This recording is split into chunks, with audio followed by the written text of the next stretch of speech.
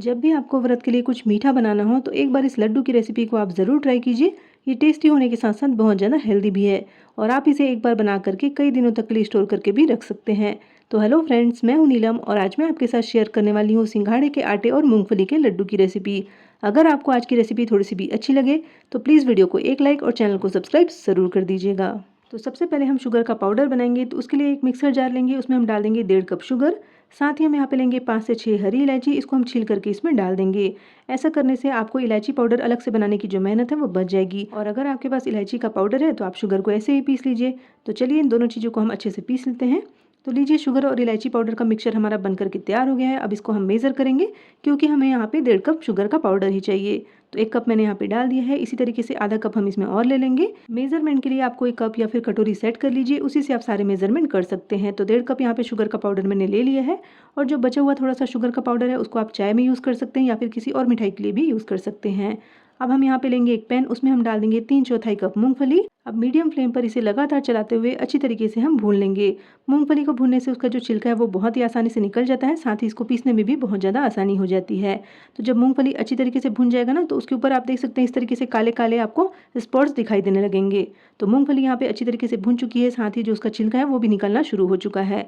तो गैस को ऑफ कर देंगे और इसको एक प्लेट में हम निकाल करके पूरी तरीके से ठंडा होने देंगे। जब मूंगफली पूरी तरीके से ठंडा हो जाएगी तब हम इसका छिलका निकाल करके तैयार करेंगे। तो जब मूंगफली जो है पूरी तरीके से ठंडी हो जाएगी तब आप इसे हाथों से रब करते हुए या फिर बेलन की सहायता से इसका छिलका निकाल करके तैयार कर सकते हैं। अब इस सारी मूंगफली को एक मिक्सर जार में हम ट्रांसफर कर देंगे और इसका एक पाउडर बना करके हम तैयार करेंगे। तो देख सकते हैं मूंगफली का जो पाउडर है वो बन करके तैयार हो गया है। बिल्कुल इसी तरीके से एकदम चिकना ये पेस्ट बन करके तैयार होना चाहिए। अब इसे भी हम मेज़र कर लेंगे क्योंकि हमें जो मूंगफली है उसका जो पाउडर या फिर पेस्ट आप बोले वो 3/4 कप ही चाहिए। अभी हम इसे साइड में रखेंगे। उसके बाद लेंगे एक पैन, उसमें हम डाल देंगे 4 टेबलस्पून घी। और यहाँ पर मैंने गाय के घी का यूज़ किया है, इसलिए आपको ये येलो कलर में दिखाई दे रहा होगा। घी को पूरे पैन में फैला करके इसे अच्छी तरीके से गर्म होने देंगे। जैसे घी जो है थोड़ा सा गर्म हो जाएगा, हम इसमें डाल देंगे 3/4 कप ये सिंघाड़े का आटा। ये किसी भी जनरल स्टोर में आपको बहुत ही आसानी से मिल जाता है और इस आटे को आप व्रत के लिए भी यूज़ कर सकते हैं। अब आटे को हम घी के साथ अच्छी तरीके से मिला लेंगे और इसे मिक्स करते हुए लगातार चलाते हुए लो टू मीडियम फ्लेम पर अच्छी तरीके से भूनते जाएंगे। इस आटे को हमें तब तक भूनना है जब तक कि इसका जो कलर है वो हल्का सा चेंज नहीं हो जाता, साथ ही इसमें एक बहुत ही अच्छी सी खुशबू नहीं आने लग जाती है। तो देख सकते हैं आटा जो है हमारा यहाँ पे थोड़ा सा कलर इसका चेंज होने लगा है, साथ ही ये थोड़ा सा सूखा सूखा सा भी दिखाई दे रहा है, इसलिए हम इसमें थोड़ा सा घी और ऐड करेंगे। खूब सारा घी आपको एक साथ से ऐड नहीं करना है। तो 1 टेबलस्पून घी हम यहाँ पे फिर से डाल देंगे और इसे लगातार चलाते हुए आटे को हम भूनना शुरू करेंगे। जैसे ही आप देख सकते हैं मैंने इसमें घी डाला है, आटे में हल्का सा मॉइस्चर आपको दिखाई देना शुरू हो गया होगा। इसी तरीके से आटे में 1-2 बार घी डाल देने से आटा जो है बहुत ही आसानी से और अच्छे से जल्दी से भून करके तैयार हो जाता है। तो जब हमने आटे को भूनना शुरू किया था तो आप देख सकते थे उसका कलर जो था वो किस तरीके से था और भूनते-भूनते आप देख सकते हैं आटा जो है वो किस कलर में आ चुका है। लगभग 5 मिनट में यहाँ पे मुझे हो चुके हैं आटे को भूनते हुए और इसमें बहुत ही अच्छी से खुशबू भी आने लगी है। साथ ही हमारा जो आटा है वो भी अच्छी तरीके से भून करके तैयार हो गया है। तो अब हम इसमें डाल देंगे ये मूंगफली का पेस्ट जो हमने पीस करके रखा था। अब इसे भी हम सिंघाड़े के आटे के साथ अच्छी तरीके से मिलाते जाएंगे और लगातार चलाते हुए हम इसे भूनते जाएंगे। बस आपको ध्यान रखना है कि आपका जो फ्लेम है यहाँ पे लो टू मीडियम ही होना चाहिए, नहीं तो ये बहुत जल्दी से जल जाता है। स्पून पे जो भी लगते जा रहा है उसको इस तरीके से निकालते जाइए और इसे अच्छी तरीके से मिक्स करते जाइए। बहुत ही आसानी से मिक्स हो जाता है, बहुत ज़्यादा इसको समय नहीं लगता है। तो देख सकते हैं दोनों चीज़ों को मैंने अच्छी तरीके से मिला लिया है। अब इसे हम लगभग 2 से 3 मिनट के लिए भून लेंगे। ये जो सिंघाड़े के आटे और मूंगफली का कॉम्बिनेशन होता है ये खाने में बहुत ही ज़्यादा अच्छा लगता है, साथ ही साथ ये हेल्दी भी है और प्रोटीन से भरपूर भी है। तो चलिए दोनों चीज़ें हमारी अच्छी तरीके से भून चुकी है। अब हम इसमें डाल देंगे आधा कप डेसिकेटेड कोकोनट मतलब कि नारियल का पाउडर। इसे डालना बिल्कुल ऑप्शनल है, आप डालना चाहे तो डालें, नहीं तो इसके बिना भी आप सिंघाड़े के आटे और मूंगफली से इस लड्डू को बना करके तैयार कर सकते हैं। इससे टेस्ट जो है थोड़ा सा अच्छा आता है, इसलिए मैंने यूज़ किया है। बाकी अगर आप नहीं करना चाहते, आपके पास नहीं है, तो आप इसे स्किप भी कर सकते हैं। अब इस कोकोनट को भी हम सिंघाड़े के आटे और मूंगफली के पेस्ट के साथ अच्छी तरीके से मिला लेंगे और इसे लगभग 1 मिनट के लिए हम और भूनेंगे।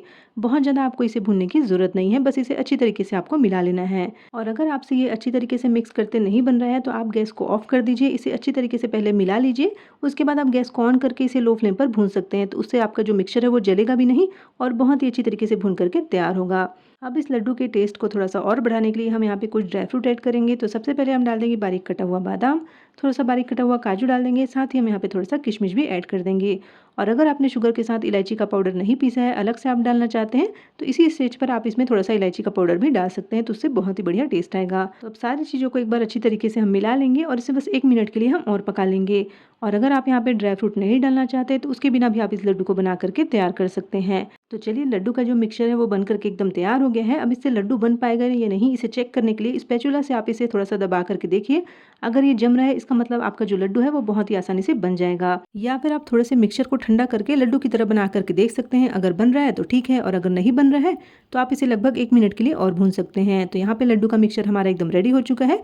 तो इसे एक मिक्सिंग बाउल में हम ट्रांसफर कर देंगे। थोड़ा सा इसे इस तरीके से फैला देंगे ताकि ये हल्का सा ठंडा हो जाए। लगभग इसे 1 से 1.5 मिनट रखने के बाद तुरंत ही हम इसमें शुगर का पाउडर डाल देंगे जो हमने बना करके रखा था। तो मैं यहाँ पे 1.5 कप शुगर का पाउडर ऐड कर रही हूँ। आप अपने टेस्ट के अकॉर्डिंग इसे थोड़ा सा कम या ज़्यादा कर सकते हैं, जितना भी आप मीठा खाना पसंद करते हैं। इसे भी हम अच्छी तरीके से मिला लेंगे। और अभी ये गरम गरम है तो आप इसे हाथों से मत छूइएगा, पहले स्पैचुला से इसे अच्छी तरीके से मिला लीजिएगा। जब इसमें शुगर मिक्स हो जाएगा तो ये अपने आप ही थोड़ा सा ठंडा हो जाएगा। तो देख सकते हैं सारी चीज़ों को मैंने यहाँ पे अच्छे से मिला लिया है। अभी जो हमारा मिक्सचर है वो हल्का सा सूखा सूखा सा दिखाई दे रहा है। इससे लड्डू अच्छे से बन नहीं पाएगा, इसलिए हम इसमें थोड़ा सा घी और ऐड करेंगे। तो लगभग 2 टेबलस्पून के करीब घी हम इसमें और ऐड करेंगे। अब इसे हम हाथों से अच्छी तरीके से मिला लेंगे। क्योंकि हमने इसमें शुगर का पाउडर डाला था ना, इसलिए हमारा जो मिक्सचर है वो हल्का सा ठंडा हो चुका है, पूरी तरीके से नहीं हुआ है, हल्का सा ये गुनगुना है, इसलिए आप इसे हाथों से अच्छे से छू सकते हैं। अब घी को पूरे आटे में अच्छी तरीके से मिला लेने के बाद थोड़ा सा मिक्सचर हाथों पर ले करके इस तरीके से लड्डू की तरह हम बना करके देखेंगे। अगर ये बन रहा है मतलब आपका जो मिक्सचर है एकदम परफेक्ट है। और अगर नहीं बन रहा है तो आप इसमें 1 चम्मच घी एक्स्ट्रा ऐड कर सकते हैं। अब हाथों को क्लीन करके हाथों में थोड़ा सा घी लगा करके उसे अच्छी तरीके से ग्रीस कर लेंगे। उसके बाद हम इसमें थोड़ा सा पोर्शन ले लेंगे, जितना बड़ा या फिर छोटा आप लड्डू बनाना चाहते हैं उस हिसाब से। अब हाथों पर इसे दबाते हुए हम लड्डू का शेप दे देंगे। और उसके बाद हाथों के बीच में रख करके ना इसे थोड़ा सा हिला लेंगे, उससे शेप जो है ना बहुत ही बढ़िया आ जाता है। ये देखिए बिल्कुल इस तरीके से। तो ये लीजिए, लड्डू हमारा बन करके तैयार हो गया है। अगर आप इस लड्डू को ऐसे ही रखना चाहते हैं, ऐसे ही खाना चाहते हैं, तो आप इसे ऐसे ही खा सकते हैं। या फिर इसकी सुंदरता का थोड़ा सा और बढ़ाने के लिए इस तरीके से आप कोकोनट के अंदर इसको डाल करके कोट कर दीजिए। इससे ये देखने में बहुत ही ज़्यादा बढ़िया लगता है। तो लीजिए, हमारे सिंघाड़े आटे और मूंगफली का जो लड्डू है वो बन करके तैयार हो गया है। देख सकते हैं कितना सुंदर से ये दिखाई दे रहा है, साथ ही खाने में भी उतना ज़्यादा ये टेस्टी है। तो इसको एक प्लेट में हम रख देंगे। अब इसी तरीके से बाकी के लड्डू भी बना करके हम तैयार करेंगे। बिल्कुल जैसे हम आटे का लड्डू बनाते हैं ना, उसी तरीके से ये बनता है। और देखने में आप देख सकते हैं बिल्कुल उसी तरीके से ये दिखाई दे रहा है। इस लड्डू को बनाते समय बस आपको ध्यान रखना है कि आटे को अच्छी तरीके से लो फ्लेम पर भूनना है, साथ ही उसमें बीच बीच में थोड़ा सा घी ऐड करते जाना है। ऐसा अगर आप करेंगे तो पहली बार में ही बिना बिगड़े एकदम परफेक्ट सिंघाड़े आटे और मूंगफली के लड्डू बना करके आप तैयार करेंगे।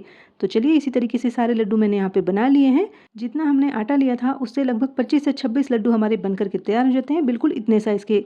और अगर आप लड्डू थोड़े से छोटे बनाएंगे तो आपके लड्डू ज़्यादा भी बन सकते हैं। तो इस नवरात्रि एक बार इस लड्डू को आप ज़रूर बनाइए और पूरे 9 दिन के लिए फुर्सत हो जाइए। अगर आप व्रत में रोज़ एक लड्डू खाते हैं तो आपको पूरे दिन के लिए एनर्जी भी मिलेगी, साथ ही साथ आपको ये खाने में बहुत ज़्यादा टेस्टी भी लगेगी। तो आप भी इस हेल्दी और टेस्टी लड्डू की रेसिपी को एक बार ज़रूर बनाइए, खाइए। और अगर आपको आज की रेसिपी थोड़ी सी भी अच्छी लगी हो तो प्लीज़ वीडियो के नीचे लाइक का बटन क्लिक करें और मेरे चैनल को सब्सक्राइब करना बिल्कुल ना भूलें।